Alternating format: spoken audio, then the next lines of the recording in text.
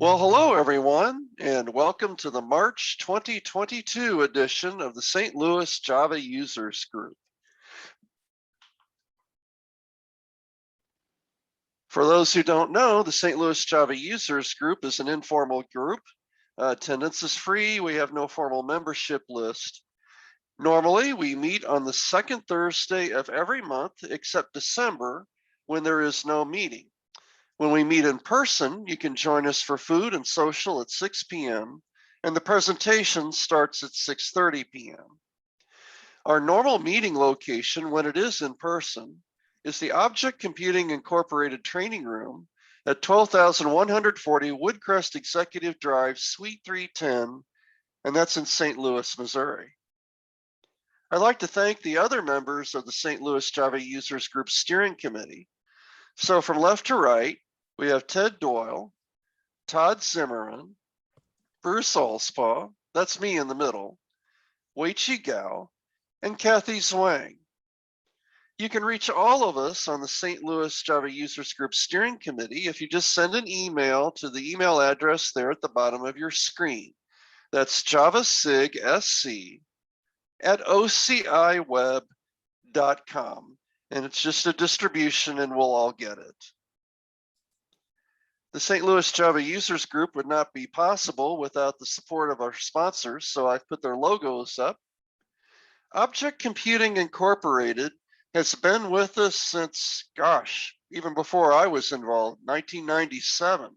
They are our founding sponsor, and they've been filling in whenever we have gaps and providing speakers and rooms and things like that whenever we need that. JFrog has been very kind to sponsor the Zoom subscription. So that gives us the Zoom account that makes this meeting possible. Signature Consultants and Adaptive Solutions Group are both headhunters. When we meet in person, they sponsor the food on alternate meetings. And so if you're looking to find a Java position, or if you have a Java position that you would like to fill, just do a quick Google search and let them know that you found out about them through the St. Louis Java Users Group. They've been quite helpful. At the end of the meeting, we will be raffling 2 JetBrains licenses. And so they've been sponsoring us every month. And then, but you must be present to win. Also, Elastic has sponsored some gift cards. And when we eventually get back to meeting in person, hopefully we'll figure out how to raffle those. Intertech is a training company, and if you look them up, I think it's just intertech.com.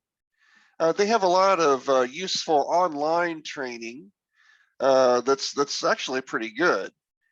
And they sponsor the famous Screaming Flying Monkeys. Now, what in the world are those? Those are little dolls, and if you throw them up against the wall, they scream, and they're just a lot of fun. Also coffee cups, mouse pads, and so forth.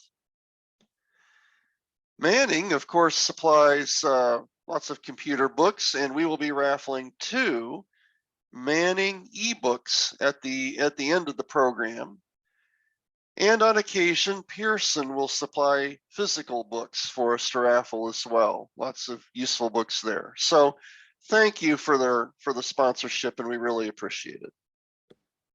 As far as announcements go, the Gateway Software Symposium, otherwise known as No Fluff, Just Stuff, is coming up April 1st and 2nd, starting at 7:30 a.m. Now, I believe we just confirmed again that this is a hybrid event. So in person, it will be at the St. Louis Marriott West, 660 Maryville Center Drive in St. Louis. But you can also attend online. And if you want all the details on that, as far as when to register, well, the URL is easy. It's just nofluffjuststuff.com/St. Louis. And I'm happy to announce that at the end of this meeting, we will be raffling 1 No Fluff Just Stuff ticket And hopefully that will work out. But again, you must be present to win. So thank you to Mr. Zimmerman, who is the organizer of this, for allowing us to do that. As far as other conferences go, DevNexus 2022 is coming up, April 12th through the 14th, and that is put on by the Atlanta Java Users Group. They are a very large Java users group, and they had to skip here for a while because of the pandemic, but they're going to come back in person here. So it's not too late, I believe, to go ahead and register for that. So if you want to attend that, that's devnexus.org. And as I was mentioning in the before I ran the announcements here, we're going to make an attempt to see if we can do an online meeting from Atlanta, because that's where I'll be. But if I'm not, Ted will be here and he will be able to MC the meeting if for some reason I'm not able to get in, or we have some sort of a snafu or something like that. And I admit it, when I go to these conferences, I'm a total scrounge. I'm there to steal the best speakers. So whoever's there and drawing the big crowd, I'm going to be looking for some speakers here for the jug and seeing if I can find some there. So it's a really good conference.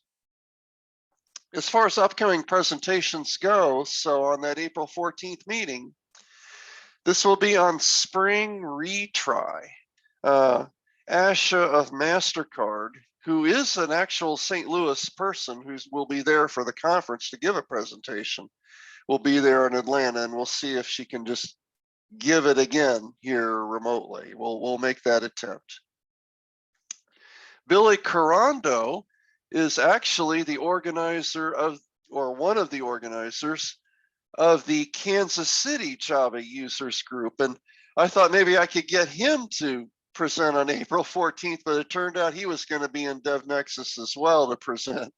So we just moved him forward here to May 12th, and he'll be talking about the new features in Java 18 and beyond that, as far as where is Java headed, even past Java 18. And he's working for Oracle now, so he may have some insights as to where Java is headed here in the future.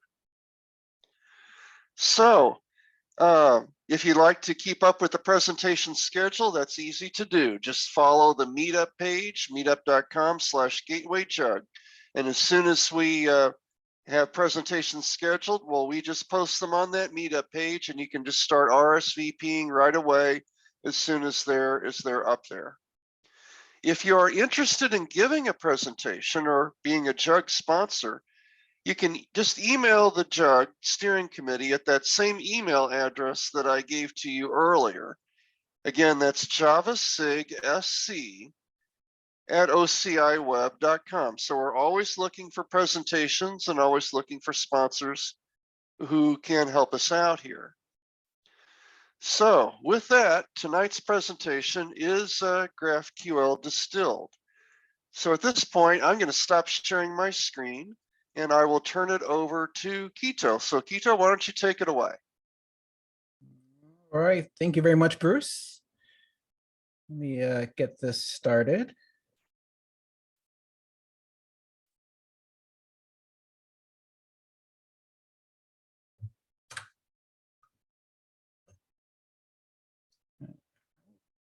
Here we go.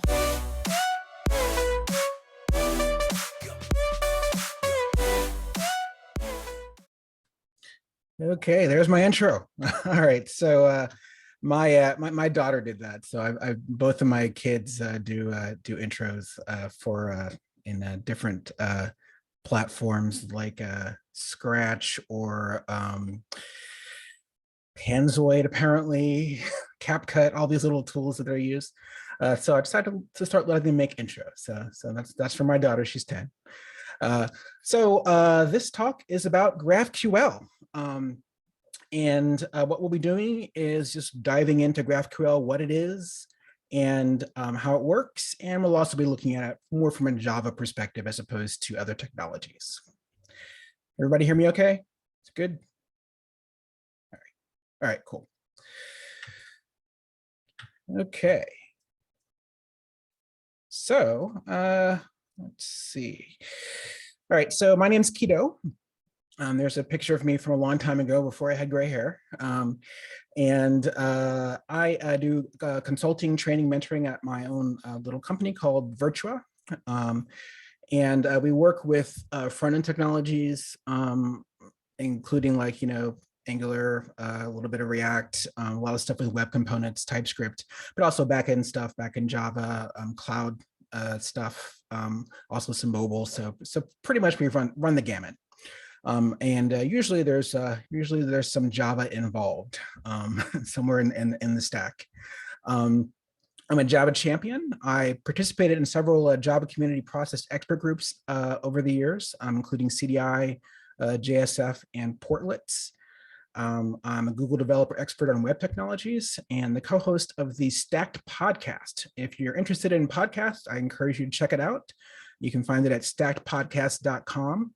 And basically, we call it stacked because it's both front end and back end. So we talk about, UI development. We also talk about just software development in general, enterprise development, etc. And lately, we've been having different guests on as well. So every month or two, basically, we do one episode a month. And we often will have a guest talking about, like we have someone coming up, Seb Rose, who's going to talk about Cucumber. We had Neil Ford and Mark Richards talk about software architecture, their book, Software Architecture, the Hard Parts. So we have different guests as well. So if you like podcasts, I encourage you to check it out.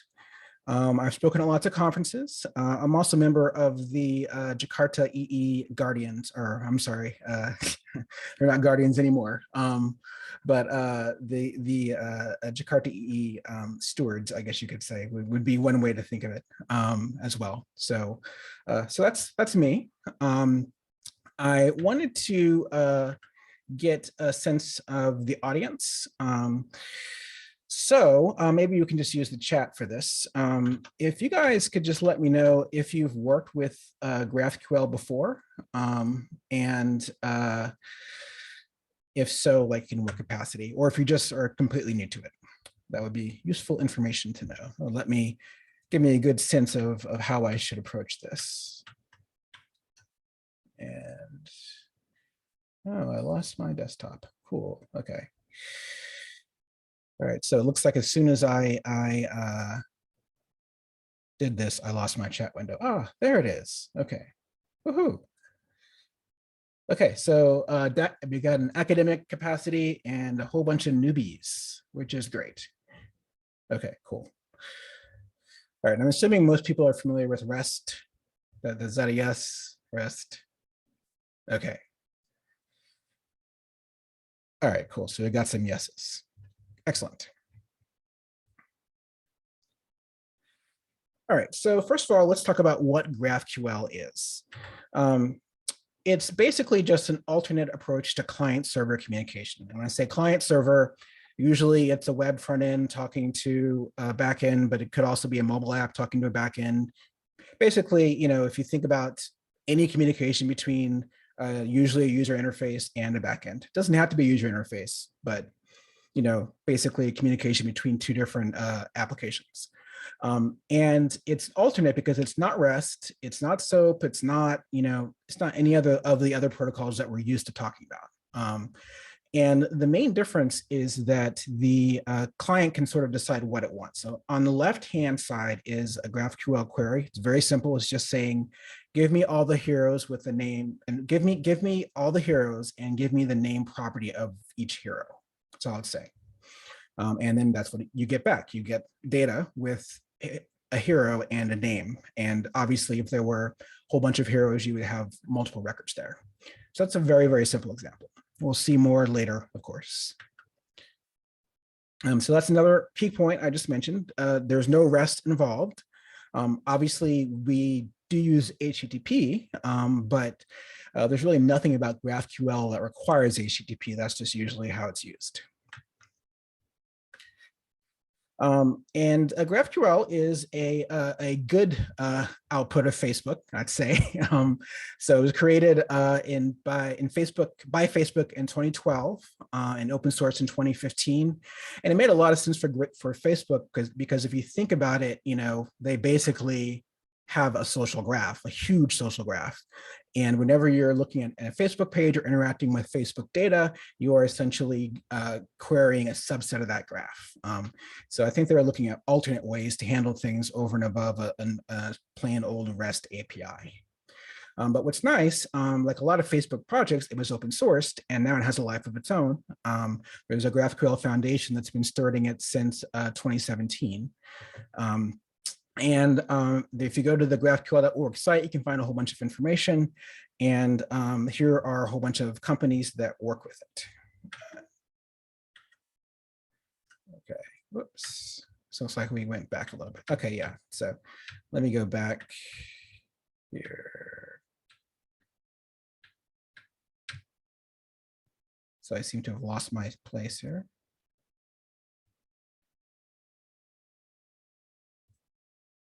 Okay. So in terms of other features, okay, so we talked about like what it is. It's supported by lots of big companies, and actually let me go back to that slide real quick here. All right. So if you take a look at this, you'll see, Shopify, StackShare, Starbucks, GitHub is probably a really big one. Lyft, etc., and Twitter as well. So lots of companies use it in some capacity. All right, so that's what I missed when I was moving around there. Okay, so first of all, let's talk about the benefits. So probably one of the biggest benefits is that the client decides what data it wants. So the client basically says, hey, give me some data. Here's maybe some query parameters in order for you to grab that data for me, and then only give me some of that data back. Don't give me all of it. Just give me the properties that I care about. And that's a kind of a big difference because often when you write a REST endpoint, you basically are sending data that you think the client wants back, but often the clients will come back, or the UI developers, whoever will come back and say, hey, well, we really only want this data, or we really want to do this differently. So it gives the front end or the client a little more power in terms of how they consume the data. The server can decide where to get it. The client, of course, doesn't care. And because of that, it's well suited for backends for front ends. So you can build GraphQL API that essentially consolidates multiple REST APIs. And that's a very common pattern where essentially you have all these different REST APIs, but you want to provide a consolidated view of them to the front end, or whatever clients you have. So that's one common use case. It's not the only one, but it's a common one. Another sort of main difference is that there's basically one single consolidated dynamic endpoint. So it's not like when you create a GraphQL API, you have like 20 different endpoints you're maintaining, or 5 or 6 or whatever. It's basically you decide that you're implementing GraphQL, and then essentially there's a way that you query a GraphQL endpoint, essentially. And that endpoint can have all sorts of different queries that it supports. It can also support mutations, which are updates as well. So you don't really write a whole bunch of endpoints. It's really more that you write code that's responsible for retrieving data, which are usually called resolvers. One of the best features of GraphQL is our subscriptions. And subscriptions allow you to basically push out changes to data as opposed to having the client request data. And to me, that's one of the most compelling features. We'll talk a little bit more about that later. Another thing is that the data format is defined, whereas with REST, you can have a REST call and return whatever you want. We normally use JSON, but there's no reason we have to. You can return plain text, you could return XML, you could return whatever you want, right? The REST as a protocol doesn't really care. So with GraphQL, there's actually a defined data format. Like there's a way the GraphQL data looks, but the responses are pretty much JSON anyways. The query language is not, but it's familiar enough for people to understand. Another key difference is that it has typed schemas, and this is one of the things I like. So the same way you might define an open API specification for REST endpoints and use types, or use open API to define types for your input and output. You kind of have to do that with GraphQL, whereas with REST, it just, you can if you decide to use open API, but you don't have to use open API. With GraphQL, you kind of have to do a typed schema. Now, I guess if you're lazy, you can make everything a string, but that kind of defeats the purpose. So GraphQL was developed in order to avoid some of the drawbacks of REST. And these are some of the things that we've seen over the years. So usually the endpoint decides what data is returned. You can write your endpoint such that the client can, specify query parameters which say only return me some data, but often we don't do that. We basically return the data we think, and then maybe there may be different endpoints or some properties to change what data is returned. And often we find that with REST, you end up having the front end often will have to make several different queries to get the data at once. Because, let's say there is an endpoint written for this data, an endpoint written for that data, an endpoint written for that. So in order to build whatever screen, it has to make multiple requests. As I said before, there's no particular data format, which, is not necessarily a bad thing. It can be, but it's certainly a difference between GraphQL and REST. The layout of the data is completely up to the endpoint. So you could have different endpoints that, handle things differently in terms of the way they format the output. And of course, for REST, there's no push standard for REST. I mean, you can certainly write a user UI that supports push or a backend that supports push, but they're not really using REST per se. Okay, so let's talk a little bit, actually, before we do this, looks like we accidentally jumped away from my demo here. So there is a little slide for a demo here. So we'll do that next. So what I want to do is talk a little bit or show a little bit about what this actually looks like.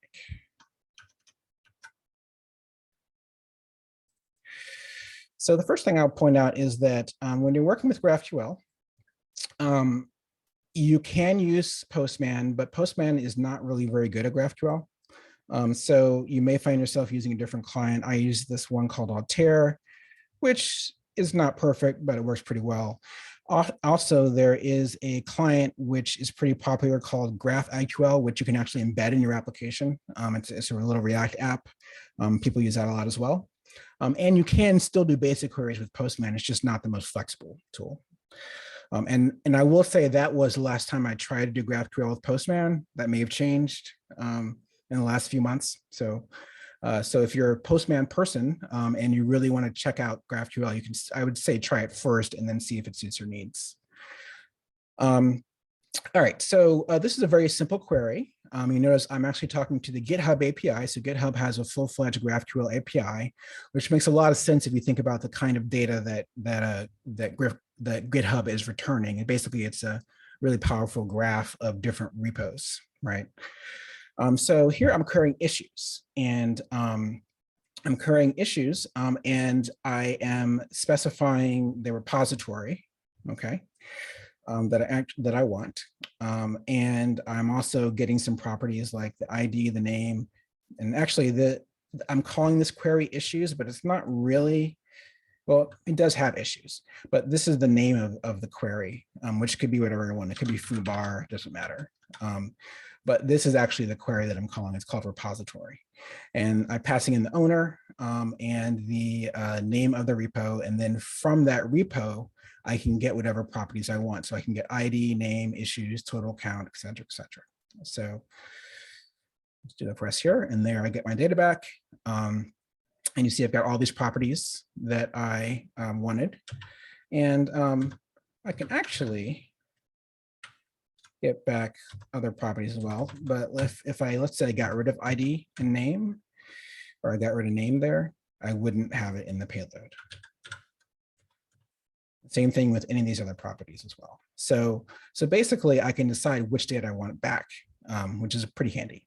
Also, one of the interesting things is that GraphQL sort of, it's basically a protocol in terms of how the client is supposed to talk to the server. So if you send an invalid payload, you'll get an error, but that error won't come from your code. It'll come from the GraphQL implementation that you're using on the server.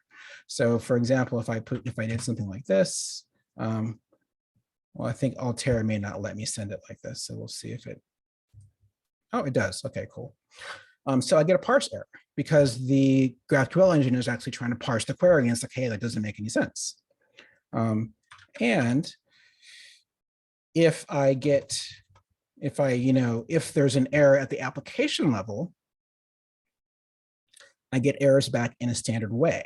Okay, so I still can get data back. So you can actually have partial data sets, and that's a common thing, not a common thing, but that could happen in scenarios where like you have a backend that's making multiple backend requests. Maybe one request doesn't work, fails or something. So you can return partial data back.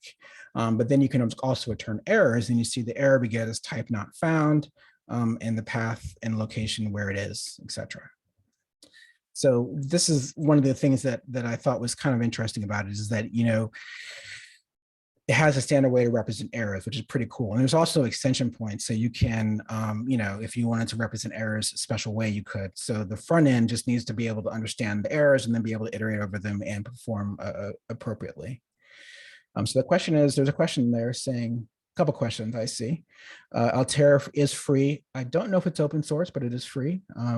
You can get it as an Electron app, standalone, or as an extension. So this is just running in Chrome. And another question is, how do we know which properties and queries to support? It supports. That we get from the schema, and also that in a little bit. So I'm gonna put that back.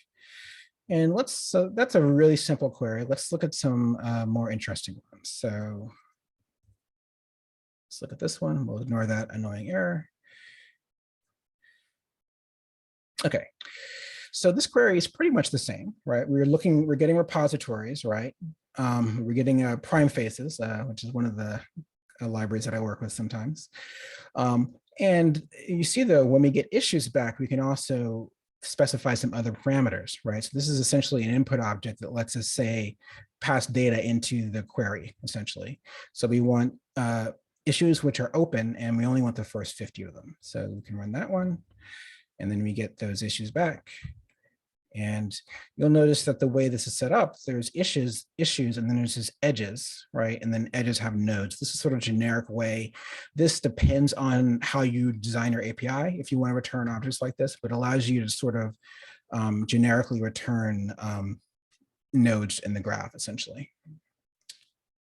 So that's all my data coming back. This one is the same sort of query, right? But you see what we're doing here is we're just saying we're searching for a query. We're just sending a query string, right? And you see up here, we're calling the repository query, right? So we're only looking for repositories. This is a generic search query that GitHub provides. So basically I can query for whatever I want, and this is basically doing a repository query, but it's using a more generic interface. And when you do this, if you have, remember I said it's typed, right? So here there are different types that could come back. And this syntax lets me to say, okay, if it's of type repository, grab these fields. If it's a different type, grab different fields, etc. So if I run this, I get back this data that I expect here. Okay, so I've got data, it's giving me a top level search, essentially saying these are search results. It's giving me the edge and the node, and then each individual item here. When you go down here, it's the same idea as well, except here we're querying for issues. So again, this is using the generic query interface and querying for issues instead and grabbing properties of issues. Okay. So, if I did something like this, where, I said type issues, right?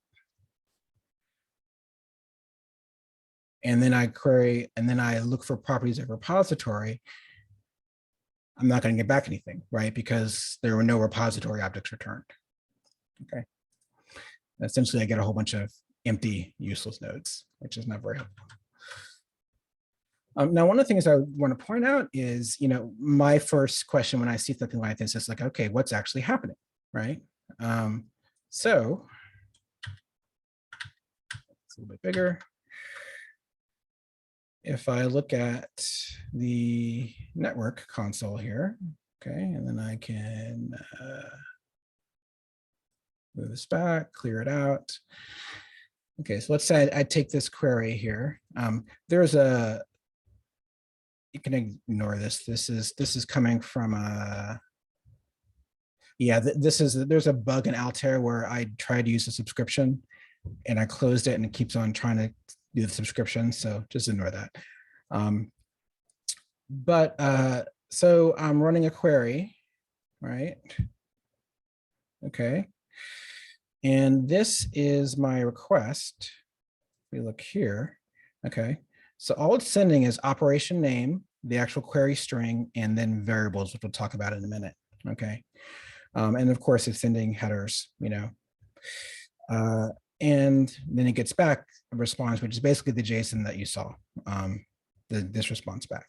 Okay, so the actual payload is really, really simple, right? It's basically, here's the query, here's the operation name that I'm using, and let me send some variables. Okay. So while we're on the subject of variables, let me show you that.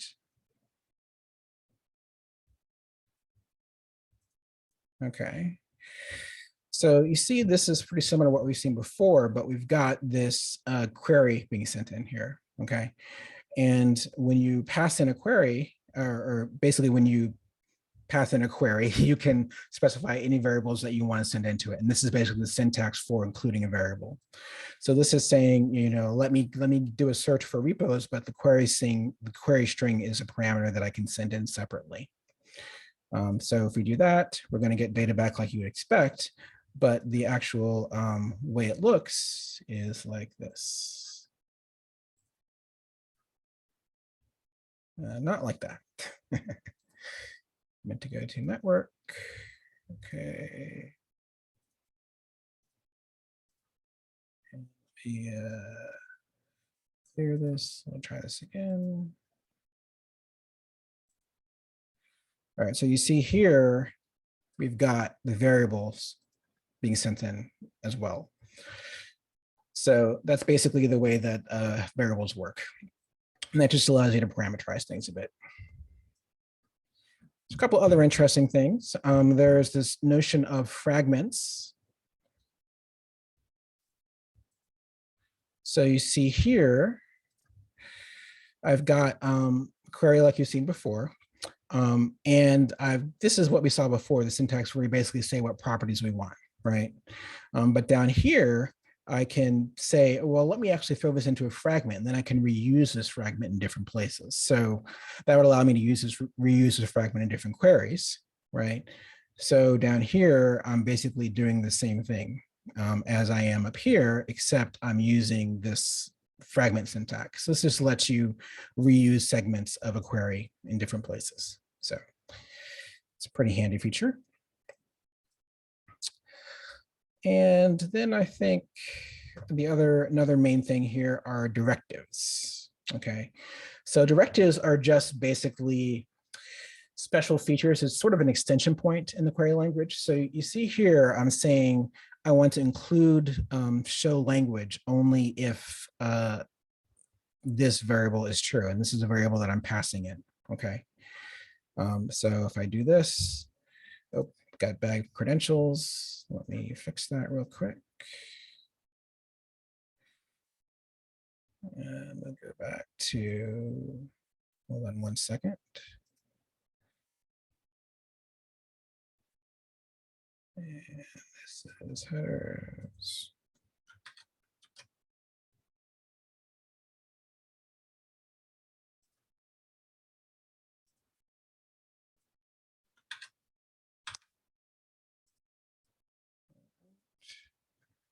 That's more like it. Okay, so I'm saying I want to show the language, and I'm setting this to true. If I send it to false,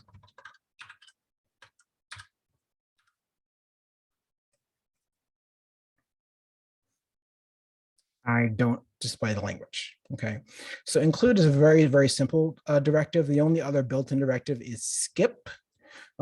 But directives are an extension point. So any backend can implement new directives, and also there can be different implementations that have new directives. So there's a lot that people can do with that, and it's a really handy extension point. So you'll find that whatever implementation you use on a server may have its own directives as well.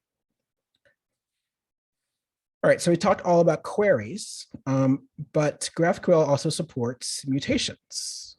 So let's see if this works. Yes, it does. Okay. So a mutation is just an update, essentially. So obviously a lot of GraphQL is around querying for data, but you can also update data as well. So here we are creating an issue. This is one of the standard GitHub mutations. We're specifying an input object that says the repository ID and the title and the body, and then we want to get back some properties after it's been posted. So I basically posted an issue on my own repo here. And what's cool about this is that you can actually just go here and then see there's my issue called demo. Very exciting. That's my issue. But any GraphQL API can also provide one or more mutations as well that do updates. So that's another key part of things. So that's sort of the whirlwind overview. Now, someone asked about how do we determine what properties we're using, right? And the way that's done is with the actual schema. So what we just reviewed was, how you create a query and what data you get back, but there's something that specifies what that contract is, what data you can query, what it looks like, what types it has, etc.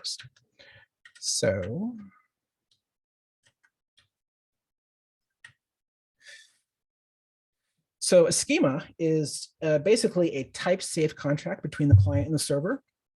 And the client can only request data defined in the schema, cannot request anything else. And that's really the only thing I should expect to get back. Another key difference between this and REST APIs is that versioning is usually handled through deprecation, whereas often with REST interfaces, you just have different versions, right? If you have a whole bunch of changes, you have version 1, version 2, version 3, et cetera, et cetera. So deprecation is how things are handled with GraphQL. Usually there's just one version.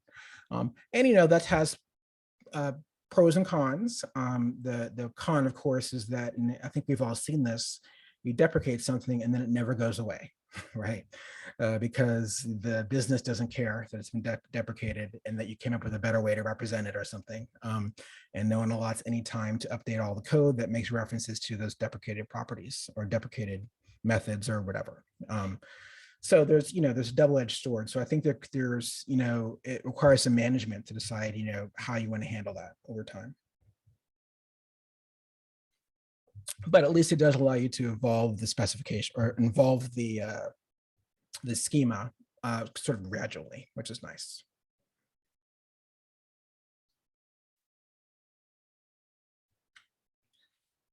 Okay, so let's take a look at a demo. Okay.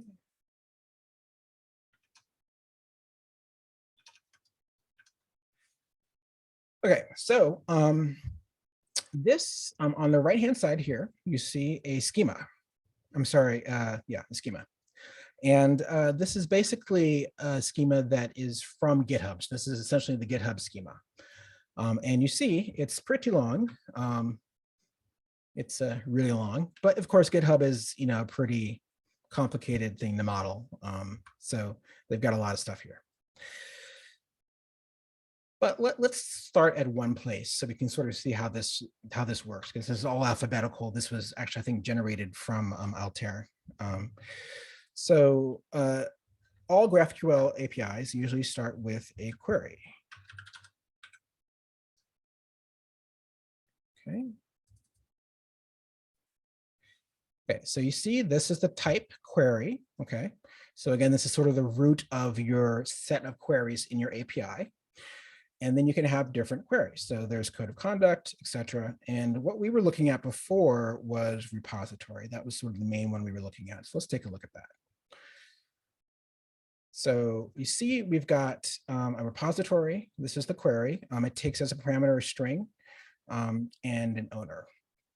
And you notice that you have to have those. You cannot make a query without a string or an owner. And you notice that we've got these little quotes here, and this gives you basically just a description of the property. And that's very handy for tools that are reading this, so they can give you tool tips and things like that. And if we look at the repository type, it looks like this. So you'll see that it implements interfaces. So we have support for interfaces. Let me move this over a bit. And you see there's, of course, lots of interfaces here.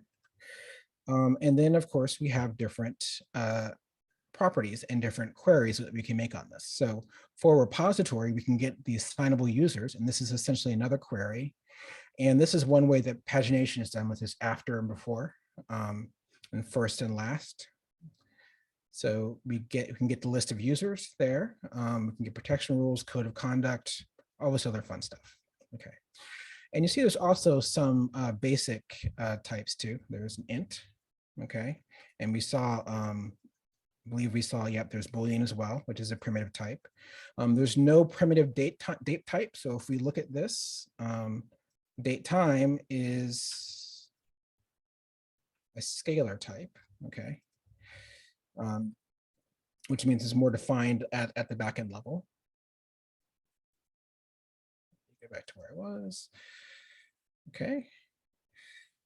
And if we look at any one of these interfaces, let's say we look at a node, we saw there were lots of nodes, right? A node is just basically something with an ID, okay? So it's pretty straightforward. Okay, so let's go and look at another query. So we also saw search as well, okay? So you see search is sort of the main query that we're using, lets you search across resources, right? It's got, again, the pagination built in, and it takes as an input the query string, and then also we saw we had a search type, right? So if you look at the search type, you'll see this is an enum, so there's enumerated types as well, okay? So we've got issue, repository, user, etc. So it's a pretty rich schema language because it has built-in types, it has the ability to find new types, it has interfaces that you can implement, it has enums, etc., etc. And what we just saw were how a lot of the queries are structured. Let's also take a look at mutations. Okay. So if we look inside the mutation, we'll see these are the updates, okay? So what we were looking at was, let's see, let's see. There we go, create issue. That's what we were looking at.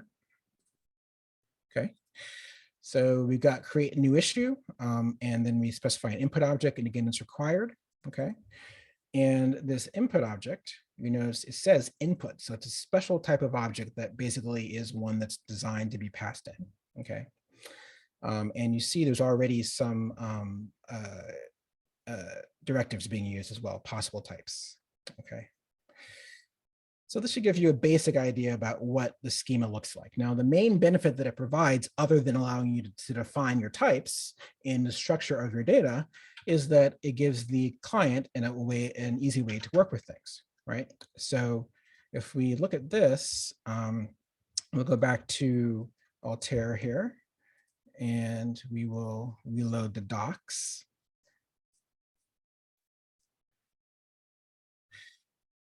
And now all of a sudden we have very good documentation on the interface. So it's very similar to what you get with generating docs from OpenAPI, right? So you've got, except for you don't have the cool ability to test inside of the documentation, which is nice.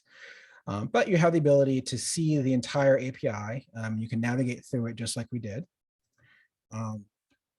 and see what all the types are and everything. And different tools can use this. So now, now that I actually loaded the documentation, I can do stuff like this and find out what all the properties are. So let's say I also want the URL of the author, and then here I also want I got body. Let's say, actually, this is a mutation. Let me go over to query. Let's do that.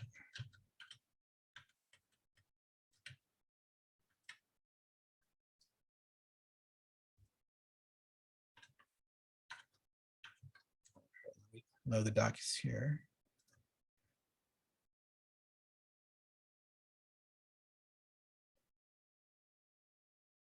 Okay.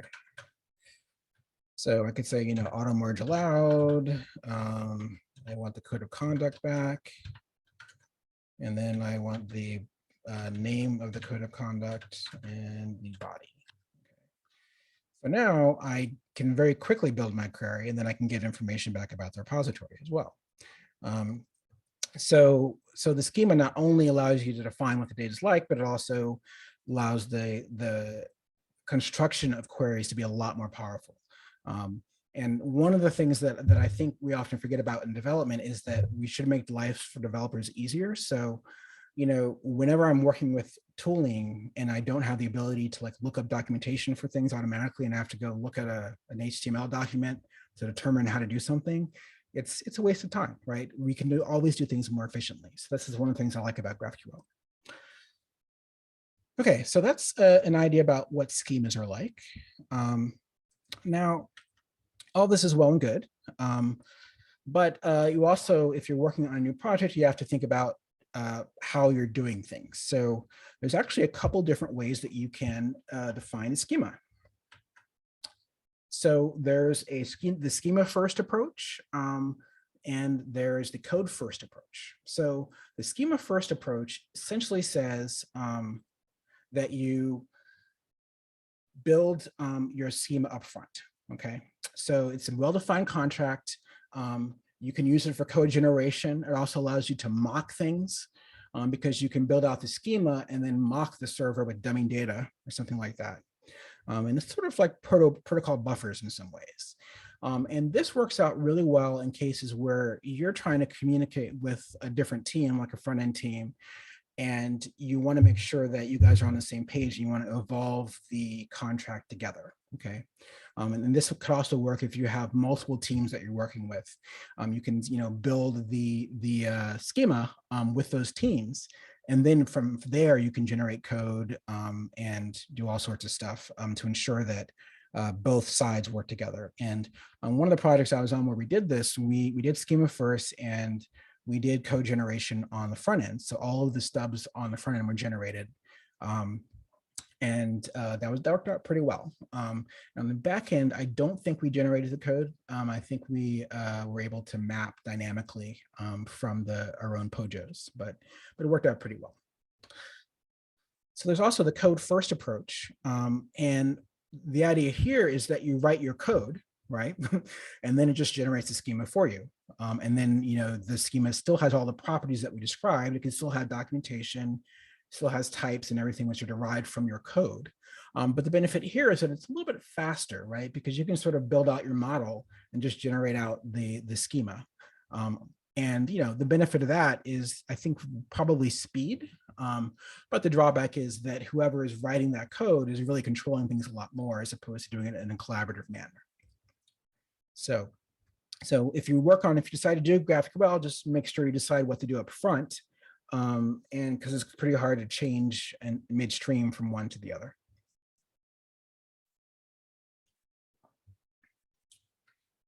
Okay.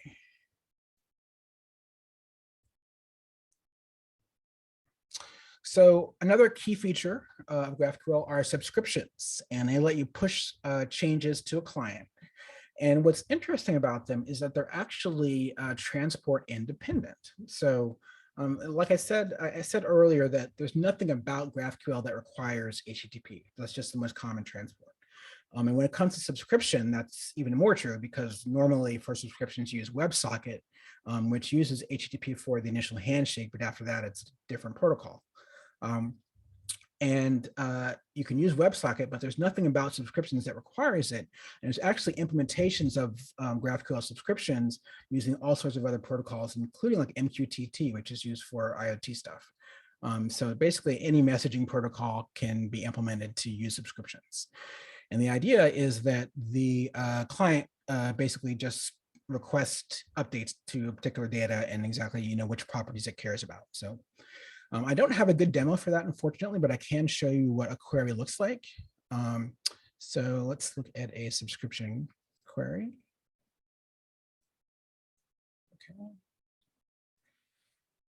Okay, so it's pretty similar to what we've seen.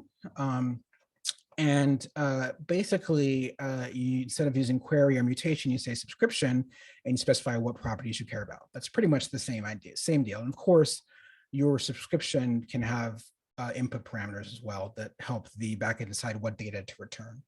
The only difference is that this basically, if you're using WebSocket, which is again is the most common, it'll basically initiate a request, use WebSocket to send data back and forth. And it has its own little message format, which isn't really that well documented, but it does exist out there. And to me, this is one of the most compelling features, because if you have a need for pushing data out to a client, and you like the ability to let the client decide what data it wants, it makes it really easy to do that. So that's subscriptions. So the next topic, we'll skip a demo on that, are the implementations. So we talked about all this cool stuff, right? How does that actually work? How do you use it? That's always the next question, right? So on the client side, there are lots of different choices. And again, GraphQL.org has tons of stuff here. And it has pretty extensive language support for pretty much any language you can think of. Of course, on the front end for JavaScript, there's server-side libraries. Apollo is the most popular one. And then on the client, there are a lot of ones as well. There's Apollo, Relay is another. Relay is sort of another layer on top of GraphQL. But there's that one, and there's other ones as well. So these are hooks for React, etc. So there's a lot of different choices for GraphQL on the client. And of course, these, no matter what framework you're using on the front end, if you're using JavaScript on the front end, there is an option available. And that can be JavaScript or TypeScript. One of the things that I saw recently, which I really like, is Apollo Elements. So when it comes to front-end development, what I really like are web components, which are essentially elements that are built into the browser. It's the ability to write your own custom elements. So it's basically a component model that's built into the web browser. And to me, it's a better approach than a lot of these frameworks that will come and go over the years. And at this point, most of the frameworks work with them. There's a library called Apollo Elements that basically wraps the Apollo front-end code, the Apollo JavaScript front-end, with elements that you can use. So this lets you basically do a declarative query against a particular endpoint, a GraphQL endpoint, and then you can load your query from a location, and then you can use a template to basically pull out the data from the query. And this is kind of cool because it lets you basically work directly with a GraphQL endpoint without really writing any code at all. It's all declarative, and it integrates with all of the different web front-end frameworks as well. So, if you're interested, if you're looking at doing GraphQL on the front end, this might be a good option to look at for how to do that. Now, when it comes to the back end, there's, of course, again, lots of different options. And when you look at all these languages, you're looking at a lot of backend languages, right? So if you're using a Groovy or Go or Ruby or PHP, it's probably going to be backend implementation, right? Same with Scala. But for our purposes, I'll talk more about the Java ones. So one of the ones that's out there is the GraphQL Java tools. And this basically, and another thing I want to point out is that if you look at any of these, any Java implementation of GraphQL, it's going to use this thing called GraphQL Java. Okay, so you can think of a GraphQL Java as essentially the, where is it? Here we are. Okay, and there is a GraphQLJava.com site. Okay, so GraphQL Java is essentially the low-level implementation of GraphQL for Java. I haven't really seen, there's one implementation I've seen which doesn't use it. Pretty much anything else that does GraphQL is going to use this internally, even if they provide some extra features on top of it. So think of GraphQL Java as something you probably need to at least understand something about if you do write GraphQL in Java. But you may be working with a different API that provides a layer of abstraction. So GraphQL Java Tools provide some abstraction for you. It basically allows you to have the schema first feature. Actually, I lied. It basically allows you to build the schema language in a way that allows you not to write code. So it's actually pretty cool, pretty handy for that kind of stuff. But it provides some syntactic sugar for building GraphQL APIs. Another one, which was recently open source, is the domain graph service. And this is actually from Netflix. So Netflix had built this internally and open sourced it. And it actually, I haven't worked with it, but it looks really powerful. And obviously it's in production at Netflix, so you know it can run at scale. And it's an annotation-based Spring Boot programming model. And it has ability to do unit tests. It has allows you to create schemas with code generation, has support for subscriptions, file uploads, and also has GraphQL federation. And this is something I haven't really talked about much, but basically it's the idea that you can have multiple graphs that are integrated in a way using federation. And this is supported by DGS and then also by Apollo on their JavaScript side, on the JavaScript side. But it's usually not, it's not like as far as I can tell, it's not really a official standard yet, but it is a nice feature. So if you have a large organization where you have lots of GraphQL APIs, you can use federation to integrate them. So DGS is out there. As far as I can tell, the only target is Spring Boot, but that's a really large portion of the market, so it makes sense. And you know that it's battle tested. Another option is MicroProfile GraphQL. So MicroProfile is the sort of microservices framework that all of the Jakarta EE vendors are providing. So whether it's Red Hat or IBM or Tommy Tribe, well, I don't know if Tommy Tribe actually supports MicroProfile directly. They may be more Jakarta E based, but Pyara would be another one. So basically anything along those lines, they will provide a GraphQL implementation using MicroProfile. And this is what I'll be demoing, so you get to see kind of how that works. It's a really nice model. And like most things in MicroProfile, it's a specification that can have multiple implementations. And Spring recently announced Spring GraphQL. And it is, I think it's actually based on GraphQL Java Tools, so it might supersede that in terms of Spring integration. And it's new, so I think it's right now. I think it's still incubating. Yeah, they're working towards a 1.0 release, so it's still new. But if you're using Spring and you think you may use GraphQL in the future, and not today, I wouldn't use it today, but if you're going to use it in the future, you could definitely check that out and see how much it's evolved since today. On the JavaScript side, Apollo Federation is the feature I talked about that allows you to federate multiple graphs. And Apollo Server is the Node JS server, which is really popular. So there are other ones as well for Node, but Apollo is the most popular one. So those are your choices. And this is, of course, just the tip of the iceberg. I think these are most of the Java implementations. But again, if you're using it, if you want to use a different technology, even though you're at a Java user group, you could use one of the other options as well. Okay, so I'm going to do a quick demo here, and I'll be using MicroProfile GraphQL with Quarkus, but I could be using, any of the other frameworks we discussed briefly.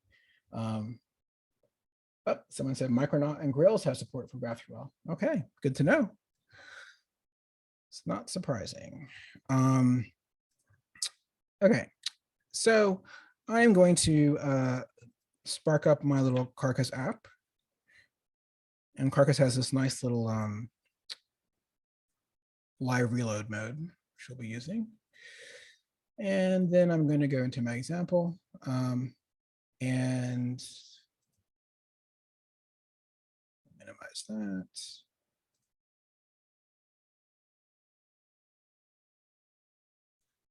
Okay, so I'm going to look at this person GraphQL endpoint. Okay, so I can annotate with GraphQL API. I can inject stuff via CDI, and basically for any of these methods, which are just ordinary methods, I can specify whether or not they are a query.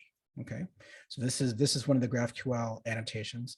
These are normal annotations from MicroProfile, so you can use it in conjunction with normal things like time counting, etc. Normal microservice annotations and features. But if you look at here, basically all we're doing is we're saying this is a query we want to support, right? And what we're doing is we are basically calling a service and grabbing, basically calling a service method to do the work. Okay. So if I look at one of these, let's say if you look at get people here, right? This is just a normal service. It calls an entity manager using JPA, does a query, returns a list of person objects, right? And a person is a normal entity. There's nothing special about it. It's just a normal entity and doesn't have any special annotations on it or anything other than being a JPA entity. Okay. So this is basically a very simple endpoint, right? A simple query. And the way you could use it would be like this. So I'm going to go over here. Oops. I'm going to find my MicroProfile GraphQL collection. And I can query people. So if I query people, I will get back all of the people. Okay. And you see, this is basically a collection of different people objects that have just been seeded in this database. Okay. And you see, I've got ID, name, surname, etc., scores, etc. Okay. So I basically now I'm getting back the data, right? The query is very straightforward. And then here, I can of course get my docs, right?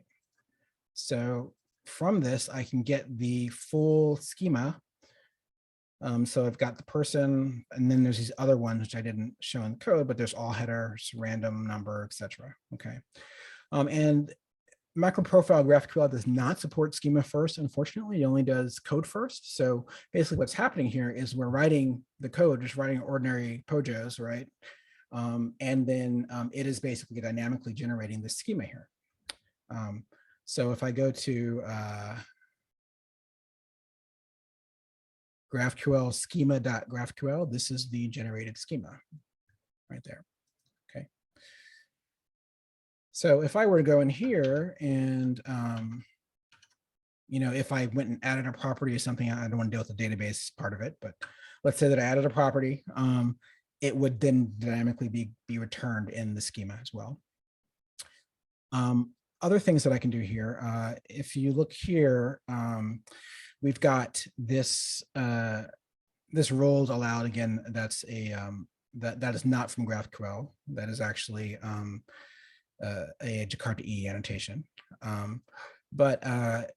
So I'm getting scores here. So each person can have scores, and I'm specifying source. This is basically saying when you retrieve a person and you get the scores for a person, something of the score type, a list of scores, then call this method as well. So that's why if we look here, we get scores back. Okay. So down here, These are all the scores coming back because we have that special method that has the source annotation on it. Okay. Now, if I went in here and I queried for a person with the ID 0, okay, now I'm getting an error. Notice here I'm getting a system error, a data fetching error, right?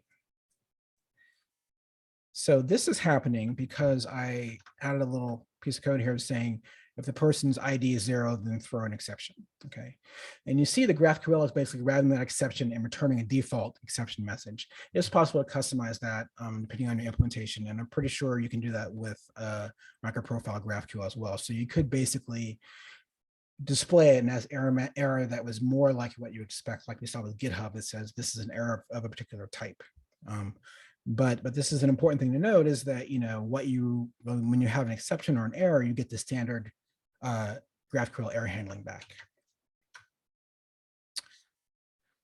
So the other thing that we have here is the ability to do mutations. So let's say I want to add myself to the people list, right?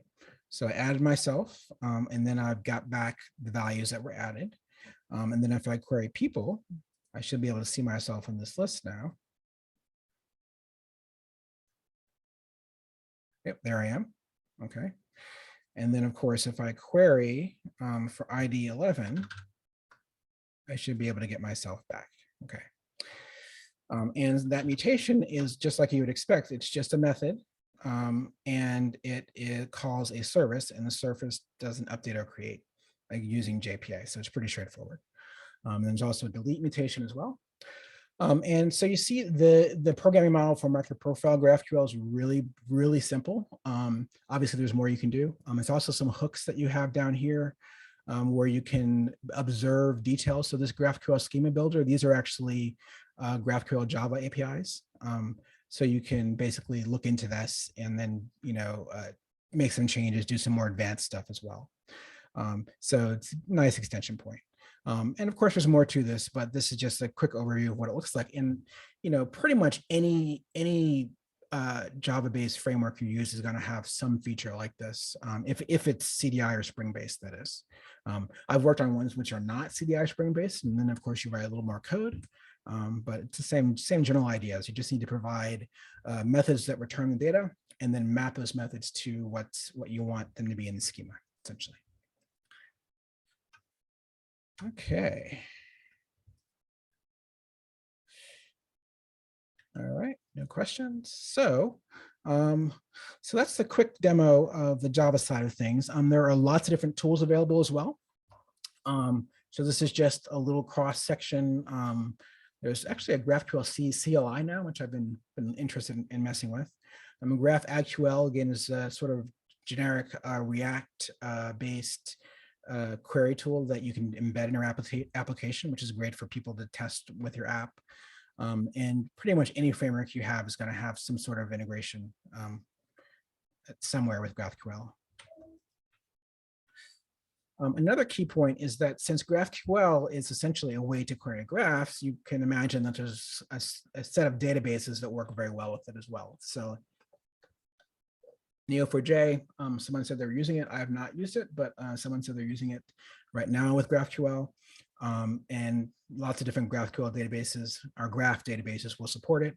There's also tools like StepZen that basically give you a way to integrate multiple data sources without writing much code or hardly any code. So that's another thing you can look at if you're interested in GraphQL and you really just want to get data out of different places. You can look at some meta tools that make it easier to do that without writing code.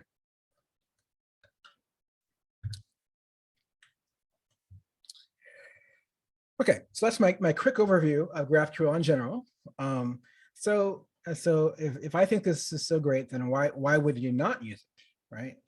I think most of us who have been in the industry for a while recognize that there is no silver bullet for anything. So any tool, technology depends on your use case and the team and all sorts of other factors. A lot of the benefits also could be considered drawbacks, right? You know, you have to have a typed schema. It has to be in a certain format. The client needs to know what data it wants. I mean, I mean, of course, it can query the spec or the schema in order to determine what properties are available, but you can't just say, hey, give me all the data back. You have to say, give me the data and these properties. You have to be very explicit. You can't just say star all properties or anything like that. And of course, there can be additional overhead involved as well. So you have schemas to worry about, you have libraries to worry about. And, there is a GraphQL engine doing a lot of work, which, probably could be slower than REST. Now, I don't have any particular data to back that up, but depending on your implementation, if the GraphQL engine is doing a lot of work, it might be a little bit slower. But I don't have any particular data that proves that. Of course, another drawback is that it's not REST. Everybody knows REST. It's easy to work with. It's easy to explain. There's no real hidden magic to it. So that's a drawback. And if you're someone who really doesn't like magic, if you don't like working with code that does a lot of stuff that you don't know what it's doing, GraphQL may not be something you're that into, because at the end of the day, you saw the endpoints that I was working with in MicroProfile GraphQL. A lot of stuff happens before it gets to your code, right? So there's that GraphQL endpoint. Usually it's a servlet or something. It then takes the request. It then throws it into the GraphQL engine, which looks against the schema, does validation against the schema, does all this stuff before it gets to your code. Now, the reality, if you have a well-written application, you're going to have to do some validation upfront anyways, right? You're not just going to take any random input, but there's a lot of stuff going on before it gets there. And if you want to do some more complicated things, you may have to integrate with what it's doing. So for example, I was working on a project where we needed to do some metrics that were related to what was happening at, within the GraphQL layer. And, I had to do some fancy hooks in order to figure out exactly where I should be logging metrics. But it was doable, but it just wasn't, immediately obvious how to do it. So something to keep in mind.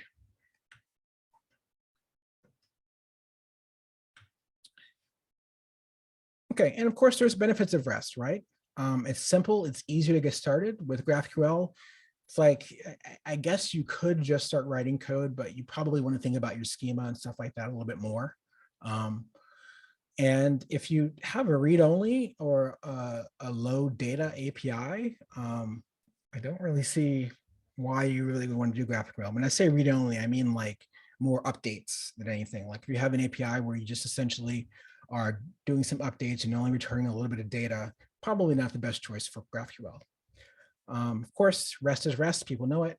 And the fact that there's no data format required is kind of nice. It means that if you want to return something else, you can. If you want to return a random string or XML or something, you can without a problem. So those are some of the good things about REST.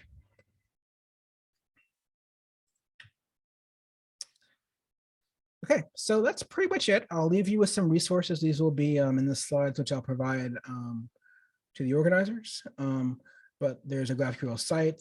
There's some articles about schema first versus code first schema development, some links to GraphQL tutorials, etc. So I'll leave you with that. And with that, I will open it up for questions.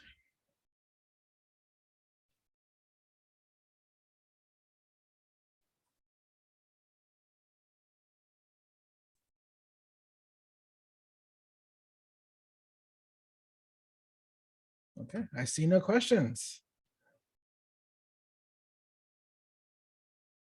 All right.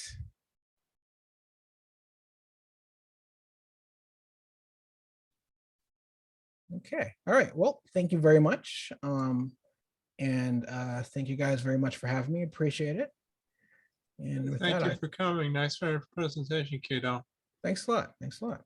Oh, I think we got a late question coming. And what's your favorite, most recent project where you use applied GraphQL? I was on a project where we basically what we needed to do was push out, or basically provide sort of real-time data about people coming in and out of a particular location. Basically say who they were and what they were doing or what they were there for. And it's basically basically it's something that was on a tablet. So you want to be able to walk around and say, okay, this person's coming in, etc. And it worked out pretty well. And I think the front end folks liked it a lot. The React was used on the front end. But what really made it like a killer application was when we actually needed to push changes back in real time. So yeah, it was convenient to just make queries against data, but when we actually needed to push changes dynamically, like, every time someone showed up, automatically push the changes out, that's when it was like, became like a killer app, because it was like, wow, that's really powerful and it wasn't really hard to do. So that was probably the best one recently.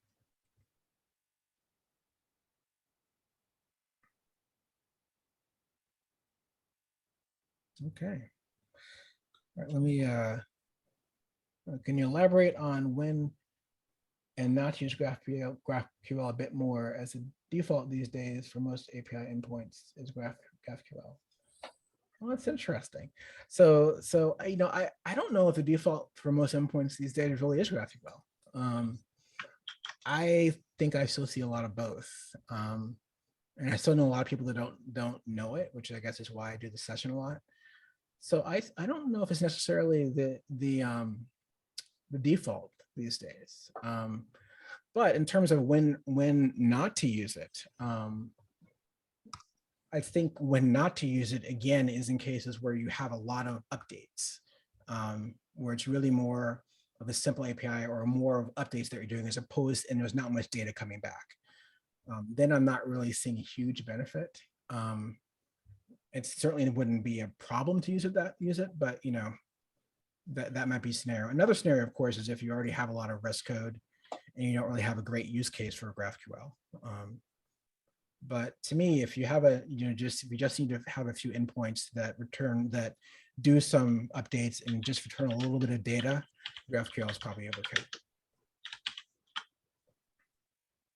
Also, it depends on your clients too. Like if you have clients for your APIs that are not going to be using REST, they're not going to be using GraphQL, then obviously that affects your choice. I don't know if that helped, but that's my answer. Thank you.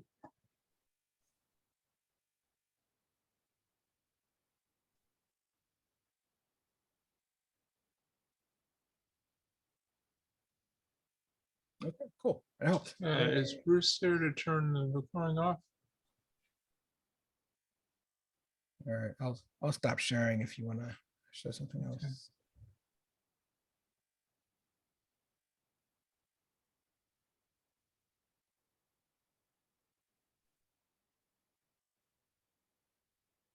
Okay.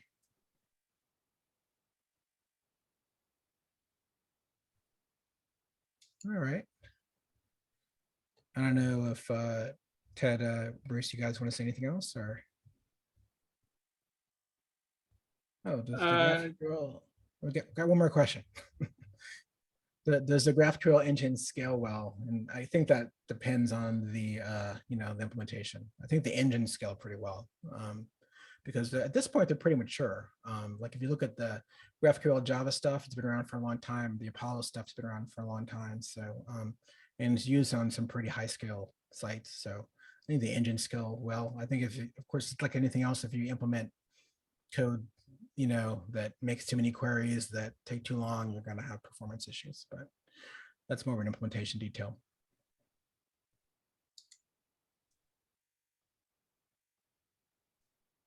When I say implementation, do I mean the backing persistence layer? Yes, I mean like how you write your code to make the queries. And that doesn't necessarily have to be the persistence layer. It could be like if you're making a request to downstream REST APIs. So let's say you've got 10 different REST endpoints or REST APIs that you're providing a GraphQL interface on top of, then your performance is going to be beholden to their performance as well, right? So it could be other downstream services, or it could be database directly.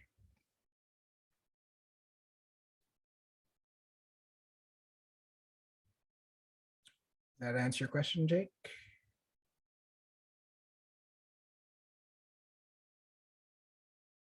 Okay, cool. Yes. Oh, there you are, Jake. Hi, I see you. Hi.